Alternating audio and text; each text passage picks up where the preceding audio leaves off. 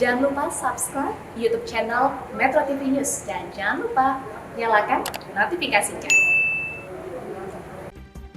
Pemirsa, Komisi Perlindungan Anak Indonesia atau KPAI mengatakan jumlah anak putus sekolah cukup tinggi selama pandemi COVID-19. Data di lapangan menunjukkan faktor tertinggi penyebab putus sekolah adalah ekonomi.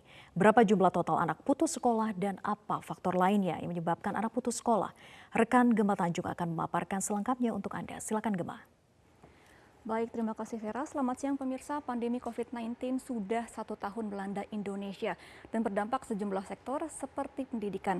Di tahun ajaran tahun 2020 hingga awal 2021, KPAI mencatat adanya peningkatan anak putus sekolah. Langsung saja kita akan melihat data yang sudah kami kumpulkan dari pihak BPS dan juga KPAI mengenai jumlah total anak putus sekolah selama masa pandemi ini.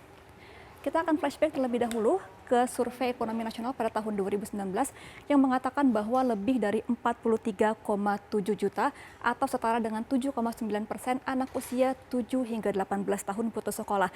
Sehingga bisa dilihat bahwa sebelum masa pandemi pun angka putus sekolah di Indonesia sudah cukup tinggi. Kemudian data dari UNICEF Indonesia dan Ditjen PPMD serta Kementerian Desa PDTT pada tahun 2020 mengatakan bahwa pada masa pandemi ini 70% anak di Indonesia memiliki resiko putus sekolah dan 30% lainnya memiliki resiko tinggi putus sekolah. Lalu kita akan langsung melihat pernyataan dari Hiroyuki Hattori selaku Chief of Education UNICEF Indonesia. Ia mengatakan bahwa anak yang putus sekolah karena pandemi COVID-19 kebanyakan usia SMA atau usia 15 hingga 18 tahun. Alasan utamanya adalah faktor ekonomi karena tidak ada biaya dan kebanyakan dari mereka memilih untuk bekerja. Lalu kita akan melihat data yang sudah dikumpulkan dari pihak BPS mengenai jumlah anak putus sekolah di tahun 2020. Di sekolah dasar sendiri ada sekitar 59.443 anak di sekolah dasar ini terpaksa putus sekolah. Kemudian di sekolah menengah pertama ini ada sekitar 38.000 anak dan sekolah menengah atas ada 26.000 anak dan juga sekolah menengah kejuruan atau SMK ada sekitar 32.000 anak. Sehingga jika dilihat dari data BPS ini ada sekitar 59 ataupun terbanyak adalah siswa sekolah dasar yang terpaksa untuk putus sekolah di masa pandemi ini. Lalu kita akan melihat apa penyebab putus sekolah tersebut dan faktor yang melatar belakangi. Yang pertama adalah menikah. Banyaknya anak di sekolah menengah atas atau di usia 15 hingga 18 tahun ini memutuskan untuk menikah karena tidak ada biaya untuk sekolah sehingga orang tuanya juga menghimbau kepada anaknya ini untuk menikah agar tidak melanjutkan sekolah. Kemudian yang kedua adalah bekerja, baik diupah ataupun tidak.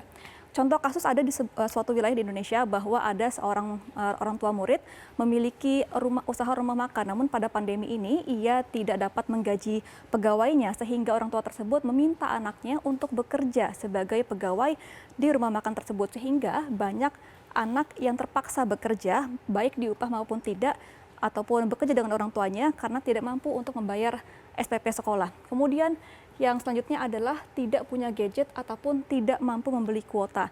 Ini juga terjadi di wilayah-wilayah 3T, di mana masih banyak anak sekolah ini tidak mampu membeli gadget, ataupun jika memiliki gadget mereka tidak mampu untuk membeli kuota setiap bulannya. Dan selanjutnya adalah menunggak iuran SPP.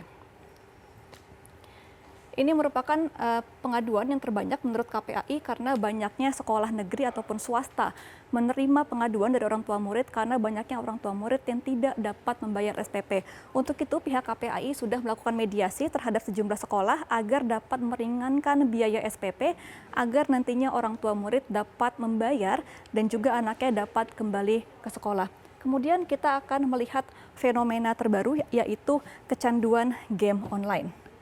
Di sini orang tua berperan sangat besar untuk menjaga ataupun mengawasi penggunaan gadget anak sekolah karena untuk saat ini memang proses pembelajaran masih dilakukan dari rumah sehingga orang tua memiliki tanggung jawab yang besar untuk mengawasi anak ketika sedang menggunakan gadget baik itu handphone ataupun laptop ketika mereka mengakses game online. Kemudian juga pihak KPAI mengatakan bahwa ada sekitar 2 pelajar yang meninggal dunia ini diakibatkan karena adanya kecelakaan lalu lintas. Lalu kita akan melihat juga daerah-daerah tertinggi yang memiliki tingkat anak putus sekolah. Kami sudah merangkum sekitar 10 provinsi terbesar memiliki anak pelajar yang putus sekolah di masa pandemi. Yang pertama adalah Gorontalo yang memiliki angka sekitar 2,7% pelajarnya di kawasan tersebut terpaksa putus sekolah di masa pandemi ini. Kemudian berlanjut ke Kalimantan Barat, lalu Kalimantan Timur, Sulawesi Tenggara, Kalimantan Utara, Sumatera Utara, lalu ada Maluku Utara dan ada Lampung, Sulawesi Tenggara dan juga Nusa Tenggara Timur. Lalu kita akan melihat indeks pembangunan Indonesia. Dengan banyaknya pelajar yang terpaksa putus sekolah, ini akan berpengaruh terhadap indeks pembangunan manusia di Indonesia. Kita akan melihat selama 5 tahun ke belakang bahwa dari tahun 2015 hingga tahun 2016 ini memiliki data yang cukup tinggi kenaikannya untuk angka indeks pembangunan manusia. Namun di tahun 2019 hingga 2020 ini angka kenaikannya sangat sedikit, hanya sekitar 0,2%. Ini merupakan angka yang cukup rendah karena pihak BPS sendiri mengatakan bahwa sebuah negara dapat dikatakan indeks pembangunan manusianya ini maju jika memiliki angka kenaikan sebesar 0,5 hingga 0,6%. Lalu untuk angka umur harapan hidup saat lahir ini ada 71,47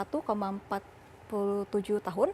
Kemudian di harapan lama sekolah ini mencapai 12,98 tahun dan rata-rata lama sekolah ini adalah 8,48 tahun. Sedangkan untuk pengeluaran kapita per tahun juga memiliki penurunan karena pada tahun 2019 ini sekitar 11,3 juta.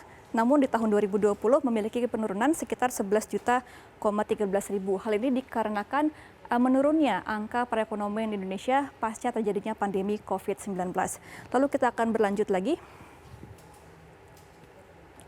ke dampak jangka panjang di dunia pendidikan jika tidak diantisipasi dengan cepat.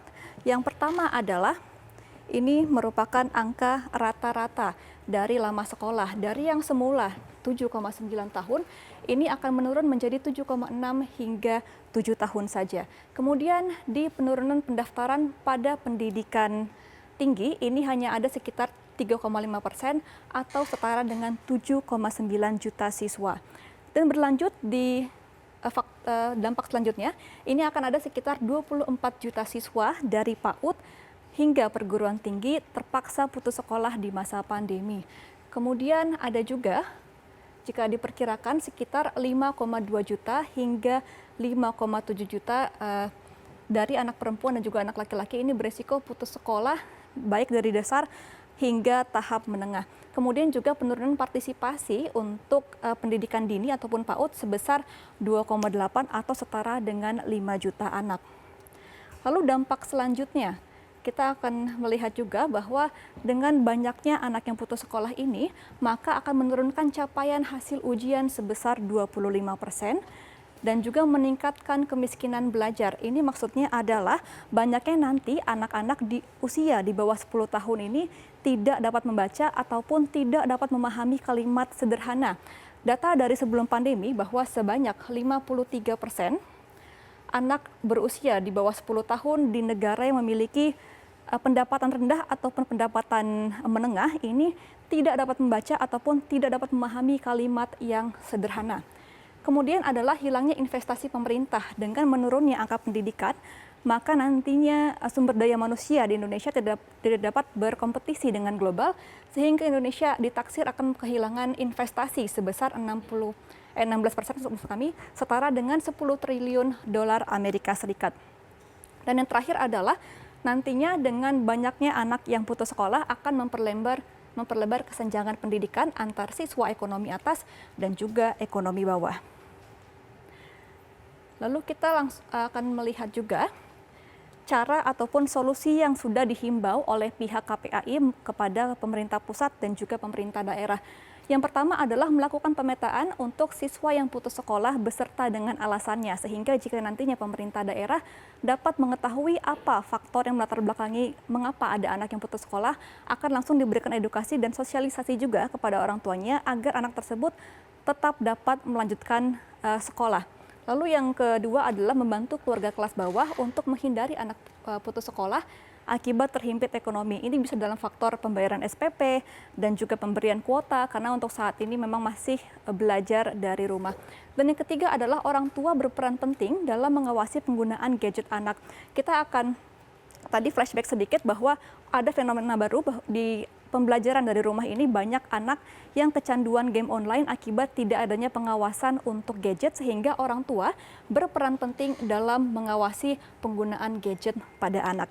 Dan yang keempat adalah menggencarkan program Indonesia Pintar. Program ini merupakan program bantuan siswa miskin, sehingga jika akan direalisasikan dan juga dapat tersebar dengan rata, maka banyak anak yang akan terbantu orang tuanya dan tidak ada lagi alasan ekonomi dalam putus sekolah anak di daerah-daerah.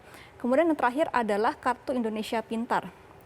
Kartu Indonesia Pintar ataupun KIP ini memang belum merata pembagiannya karena masih ada sebagian mahasiswa ataupun pelajar serta orang tua murid yang masih mengeluhkan kepada Kemendikbud bahwa belum mendapatkan Kartu Indonesia Pintar secara merata, dan ini juga dapat membantu dalam pembayaran SPP dan juga pembelian alat-alat sekolah, sehingga diharapkan Kemendikbud dan juga pemerintah pusat dapat menyebarkan Kartu Indonesia Pintar secara merata.